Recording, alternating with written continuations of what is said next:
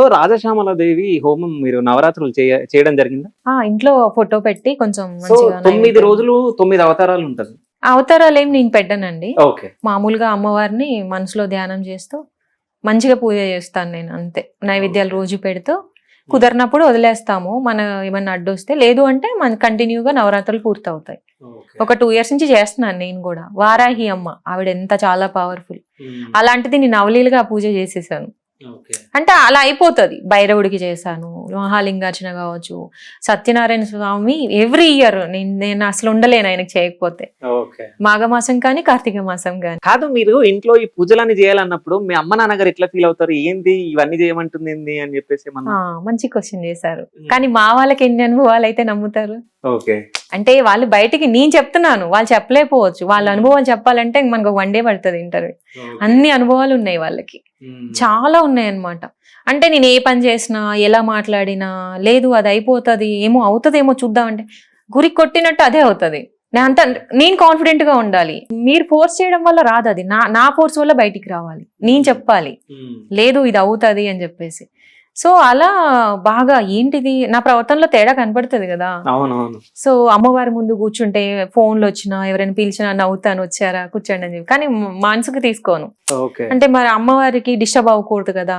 అలా అలా అలా ఎంత పెద్ద పూజ చేసినా, అరేంజ్మెంట్స్ కానీ ఏదైనా మళ్ళీ మా ఇంట్లో అన్ని నేనే చూసుకుంటా. అంటే మమ్మీ డాడీ ఉన్నా నేను ఎక్కువ కదా, నా ఇంట్రెస్ట్ కదా, ఇంకా ఏం డెకరేట్ చేయాలి, ఇంకా ఎలా చేయాలి. సో ఇలా కంటిన్యూగా మంచి సక్సెస్ చేస్తా. కొంచెం కొత్త ఐడియాలతో అందరూ పూజ చేస్తారు, కానీ నేను ఎక్స్ట్రా కొంచెం ఏంటి అంటే బాగా డెకరేషన్ లో కావచ్చు, మెయింటెనెన్స్ లో కావచ్చు, పూజలో కావచ్చు. డెకరేషన్ చూస్తేనే అందరూ షాక్ అవుతారు. మా ఇల్లు దేవాలయం అని పేరు పెట్టేశారు. ఇంకా దేవాలయము నాకు దేవత అని పేరు. ఇప్పుడు మహాలక్ష్మి, బాగా మహాలక్ష్మి అమ్మ, ప్రశాంతి అమ్మ, అమ్మే. ఇంకా పెద్దవాళ్ళు కూడా అమ్మే. ఎందుకమ్మా అలా పిలవకండిలేండి అమ్మ ఎందుకులే అంటే, నువ్వు చిన్నదానివైనా మేము పిలుచుకుంటాం, నీకేంటి ఇబ్బంది, అలా అనుకోకమ్మా, వాళ్ళకు అనిపిస్తుంది కదా. అప్పుడు నేను అనుకున్నా, అంటే అమ్మవారు కనిపిస్తుందా, నాకు నేనే క్వశ్చన్ చేసుకునేదాన్ని. ఓకే, నేను నమ్మినప్పుడు వాళ్ళు ఎందుకు నమ్మకూడదు, వాళ్ళ నమ్మకాన్ని మనం ఎందుకు ఇది చేయాలి, అలా కనిపిస్తుంది కదా, అమ్మవారే కదా కనిపించేది, సంతోషమే కదా అని అనుకొని అలా కాంప్రమైజ్ అయిపోతా. దాన్ని కొంచెం సీరియస్ గా తీసుకోకుండా, వాళ్ళకి అమ్మ కనిపిస్తున్నప్పుడు మంచిదే కదండి, ఆ తల్లే కదా కనిపించాల్సింది. అయితే ఇప్పుడు కొన్ని కళలు వచ్చినప్పుడు కొన్ని మర్చిపోతాం. ఇప్పుడు నేనే చాలా కళలు వచ్చినప్పుడు నేను మర్చిపోతా సగం. సో మీకు అట్లా ఎప్పుడన్నా జరుగుతుందా? కళలు అన్ని గుర్తుంటాయా? గుర్తుంటాయి అన్ని. ఇంట్లో చెప్తా కూడా, ఈ రోజు ఇది వచ్చింది, క్లియర్ గా నేనే ఏదో చేసినట్టు. ఒక గోవుకి ఎంత బాగా పూజ చేస్తాను, దండలు వేసి, పసుపు కుంకుమ వేసి, అవేదో నాతో ఆడుతూ ఉంటాయి కూర్చొని, ఉలికి పడలేస్తాను. లేదా కంటిన్యూగా పడుకున్న దగ్గర నుంచి మార్నింగ్ లేచే వరకు ఆకలే ఉంటుంది. డిఫరెంట్ గా అనమాట. శివలింగం వస్తుంది ఒకసారి అండి, ఒక 100 అడుగుల శివలింగం అనుకుంటా. నేను కూడా ఆ శివలింగానికి ఈక్వల్ గా నేను ఉన్నాను అంత హైట్ లో. నీళ్లు పోస్తున్నానండి. అసలు ఆ కళ కాదు, అసలు చెప్పొచ్చు చెప్పకూడదు తెలియదు, కానీ అలాంటి అనుభవాలు ఉంటాయి. అలా ఎందుకు జరుగుతాయి కూడా తెలియదు. ఏ దేవుడైనా, వెంకటేశ్వర స్వామి కానివ్వండి, లక్ష్మీ నరసింహస్వామి కానివ్వండి, ఒక బాబా కావచ్చు, అమ్మవారైతే ఇంకా అసలు చెప్పక్కర్లే. ఏ దేవుడన్నా అమ్మ కంటిన్యూ. నిజంగా మీరు మాట్లాడుతుంటే ఒక దేవత కూర్చున్నట్టే ఉంది. నిజం చెప్పాలంటే అందరూ అసలు నాకు అలాగే అంటున్నారు. అంటే మంచి ఒక గుడ్, అంటే ఇప్పుడున్న ఫాస్ట్ జనరేషన్ లో, ఇప్పుడున్న వాళ్ళతో పోల్చుకుంటే ప్రతి ఇంట్లో కూడా పేరెంట్స్ అంటే ఒకళ్ళని చూసి నేర్చుకోక్కర్లేదు, కానీ నేర్పించుకోవచ్చు. చిన్న మెసేజ్, అంటే మా పిల్లలు అలా అవుతారు, మా పిల్లలు ఇలా అయిపోతారు అనకుండా, కొంచెం మనం మార్చుకుంటే సరిపోతుంది అని నేను అనుకుంటా. అంటే వాళ్ళు తీసుకునే విధానం బాగుంటే చెప్పేది కూడా అర్థం అవుతుంది. అయితే మీకు ఇట్లా జరిగి ఉండాలి నాకు తెలిసి. అంటే రేపు పొద్దున ఏం జరుగుతుందో కొన్ని విషయాలు ముందే తెలిసేటట్టు ఏమన్నా ఉంటాయా మీకు? అన్ని కాదు, కొన్ని తెలుస్తాయి. కొన్ని తెలుస్తాయండి. అంటే మళ్ళీ చెప్తే అది, అంటే కొన్ని సిచ్యువేషన్స్ కూడా ఉన్నాయి అలా. ఇప్పుడు లైవ్ లో వద్దులేండి, ఇంకా అది మళ్ళీ ఇంకా వద్దులేండి. అంటే కొంచెం మంచివే జరిగాయి అనమాట, బ్యాడ్ ఏం కాదు, గుడ్డే. అసలు సృష్టిని నేను ఎలా తీసుకొచ్చాను, ఇదేంటి వింత, నన్ను నేను అద్దం ముందు నిలబడి నేనేనా ఇవన్నీ మాట్లాడేది అనిపిస్తా. అంటే నాకు తెలియదు, ఆ ఫోర్స్ వచ్చేస్తుందండి ఆ సిచ్యువేషన్ బట్టి. ఒక కాన్వర్సేషన్ లో ఉంటారు, నాకు ఏదైనా అనిపించింది అనుకోండి, ఆ ఫోర్స్ కూడా వస్తుంది, లేదు ఇది అవుతుంది అని. ఒకసారి ఒక సెకండ్ ఏంటో ఒక స్పార్క్ లాగా నాలో ఎవరికో వచ్చిన ఇట్లా అనిపిస్తుంది అనమాట. మళ్ళీ తర్వాత నార్మల్ అయిపోతుంది. ఒక్కోసారి నేనే ఆలోచిస్తా ఏంటి ఇదంతా ఒకలాగా ఉంటుంది అని చెప్పేసి. అంటే ఎప్పుడు కూడా అమ్మవారు కళలోకి రావడము ఇవన్నీ చేయించడము అంతేగాని భయపెట్టడాలు, నేను భయపడ్డాను ఈ విషయంలో అనడాలు అలా ఏమీ ఉండదండి. నార్మల్గా మంచిగా ఇప్పుడు మనందరం ఎలా ఉన్నానో నేను అంతే. కానీ నాకంటూ ఒక స్పెషల్గా ఒక అనుగ్రహం అయితే వచ్చింది. ఓకే. ఇప్పుడు ఇన్ని పూజలు చేసినప్పుడు ఏమన్నా ఆటంకాలు ఏమన్నా జరిగినాయా మీకు? మంచి క్వశ్చన్. అస్సలు జరగదండి. ఇందులో మాత్రం మా ఇంట్లో వాళ్ళకి మా అందరికి కూడా అలవాటు. అదే చెప్పాను కదా, ఒక పూజ చేయాలంటేనే మాకు ఒక 3 నెలలు 4 నెలలు ఒక చిన్న వ్రతం చేయాలంటేనే ముందుకెళ్దు.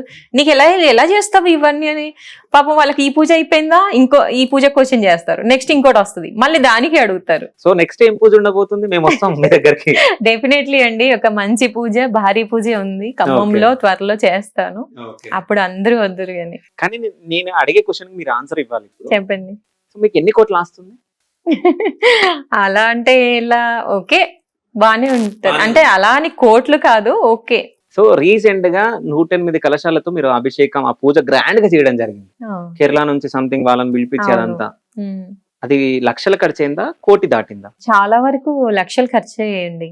ఓకే. ఇంత అంత అనైతే ఏం చెప్పలేము, బట్ మా పర్సనల్ కదా, అది మేము ఎవరి దగ్గర తీసుకొని చేసింది కాదు, మా సొంత ఖర్చుతో మేము చేసుకున్నది. అసలు మేము ఎలా చేస్తున్నామో కూడా ఎవరికి తెలియదు. అరేంజ్మెంట్స్ కానివ్వండి, ఏదైనా ఎవ్రీథింగ్ మా ఇంటి వరకు మేమే మాట్లాడుకుని మేము కంటిన్యూగా రేపేంటి అని మేము చేసుకోవడమే. అది అసలు ఎవరికి తెలియదు. మేము ఎవరి దగ్గర తీసుకోవడాలు కానీ అలాంటిది కానీ, కొంతమంది అనుకుంటారు ఇంత పెద్ద పూజ కదా అని, కానీ అలా ఏం లేదు. నాకు కల వచ్చింది, నేను పూజ చేసి రేపు ఆడవాళ్ళని పిలిచే వరకు కూడా ఈ పూజ ఉందని ఎవరికి తెలియదు. సీరియస్లీ ఎవరికి తెలియదు. అసలు మీరు మాట్లాడుతుంటే టోన్ ఒక్కొక్క దగ్గర పెద్దగా వస్తుంది. భయపడకండి, అలా ఏముండదు. సరే అమ్మే అనుకోండి, ఇంకా అమ్మవారే మాట్లాడుతుంది అనుకోండి. ఏమో అమ్మగారు ఇన్ని క్వశ్చన్లు అడుగుతున్నా అని చెప్పేసి నా మీద కోపం వస్తుందా? అలా ఏమి ఉండదులేండి. ఓకే. అలా ఏం లక్షలు అయితే ఖర్చు అయింది.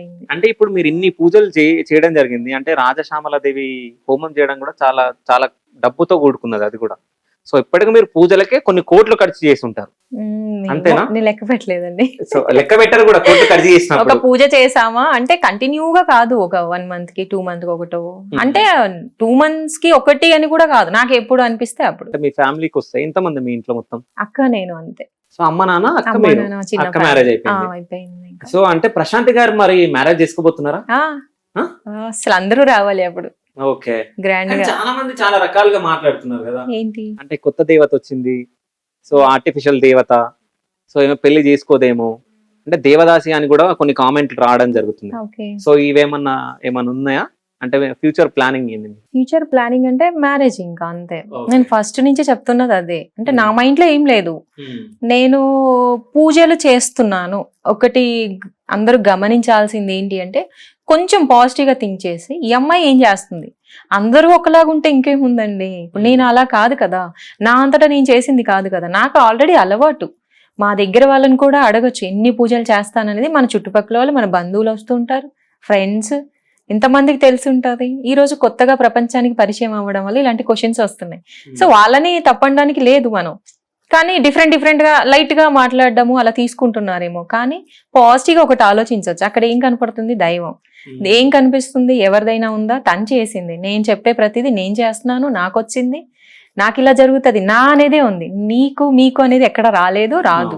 సో నేను ప్రపంచానికి మీకేదో చెప్తాను, మీకేదో చేస్తాను నేను ఎక్కడ చెప్పలేదు. నేనేమి నన్ను దేవతను చేయండి అని కూడా చెప్పలేదు. మన సెల్ఫ్ సాటిస్ఫాక్షన్, ఇంత పెద్ద పూజ చేశాం కదా, అందరికీ పంచాలి, అందరూ ఇందులో. మళ్ళీ నేను చేసే పూజ పెద్దది, ఫస్ట్ నుంచి వద్దాము. చేసే పూజ ఏంటి? 108 పాల కలశాలని 108 మంది ఆడవాళ్ళు కావాలి. అలాంటప్పుడు ఇది స్ప్రెడ్ అవుతుంది కదా, అవ్వకుండా ఎలా చేస్తాము? ఇది స్ప్రెడ్ అయింది. ఒక శోభాయాత్ర, మేము ఇన్ని లక్షలు ఖర్చు పెడుతున్నాం ఒకదానికొకటి. కేరళ వాళ్ళనే 150 మందిని పిలిపించాం. తర్వాత అమ్మవారి వేషధారణలు ఉన్నారు, తర్వాత ఇంకా డీజే అని, కోలాటం అని, అమ్మవారి రథం అని, ఇంకా ఈ కలశాలు ఎత్తుకున్న వాళ్ళు. మేము రోడ్డు మీదకి వెళ్తే ఇబ్బంది పడకూడదని బౌన్సర్స్ ని ఒక ప్లాన్డ్ గా చాలా సర్కిల్ గా వెళ్ళామన్నమాట. డిస్టర్బెన్స్ ఉండకూడదు, మాకు ఉండకూడదు అని చెప్పేసి. సో అలా స్టార్ట్ చేసినప్పుడు, చేసేదే పెద్ద పూజ అయినప్పుడు ప్రపంచానికి తెలియడంలో వింతేముంది?